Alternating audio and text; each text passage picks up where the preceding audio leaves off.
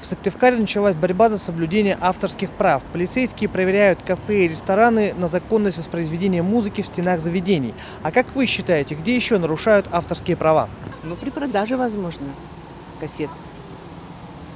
Потому что мы идем, покупаем, мы надеемся, что мы действительно покупаем то, что хотелось бы купить. Так-то везде нарушают, все слушают музыку бесплатно, скачивают с интернета. Авторское право? Да, не знаю, я не сталкивалась с таким. Да, я же не знаю. Я как-то не задавался этим вопросом. Без понятия. Везде. Потому что в мире везде хаос. Ну, наверное, везде. Не задумывался об этом. Даже затрудняюсь ответить. В школах у вас используется какая-нибудь музыка? Музыка? Да. Ну да, на уроках, конечно. Но это можно на дисках. Да вообще, я думаю, в любом месте, в любой организации могут нарушить. Таких, как вот институт тот же. Там бывает, что даже не замечают просто всего-навсего. Педагоги не следят, и вот они там нарушают. Не знаю, в интернете, наверное, все еще пока много этой музыки, которая, незаконно воспроизводится. Я думаю, что там больше всего. А так не знаю больше. В клубах, скорее всего, там дискотеки и так далее.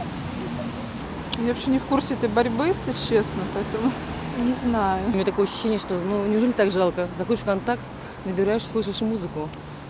Она ведь для людей написана. Может быть так? На концертах, на различных мероприятиях, в местах массового скопления. Куда ни ткнись, везде нарушено. Очень много. Я просто не знаю все примеры, какие можно привести. По мне так то, что музыку используют, тоже незаконно, я заметил. Ну вот вы как сказали. Потом компьютерные. Ну, про другие я не сильно знаком, какие еще виды есть. Затрудняюсь ответить. Наверное, очень во многих областях. Но так прям сразу не могу сказать.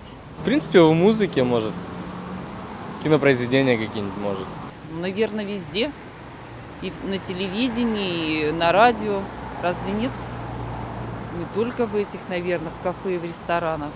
Также в клубах, наверное, или вообще в киосках, где музыку продают. Везде, наверное, нарушаются авторские права. Если бы не нарушалось бы, наверное, не было бы такого безобразия. Были бы более, хорошие диски, хорошие кассеты, хорошие видео и вообще все. Более качественное, а не такое, что купишь и все размыто или там непонятно, что поют. Это все нарушается, это будет нарушаться. Мне кажется, бессмысленно это нарушение авторских прав. Не знаю даже, не могу ответить вам на вопрос даже. Везде, мне кажется, во всех городах такое есть. Не только у нас в Сыктывкаре. Ой, не знаю, не могу сказать. Копирование фильмов и музыки в интернете. В смысле, не только в музыке ведь авторские права. Другие публикации.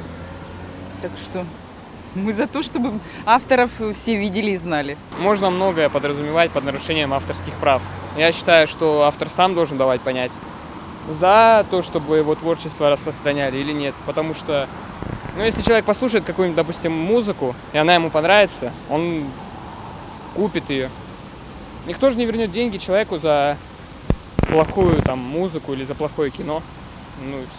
Вот такая вот у меня позиция.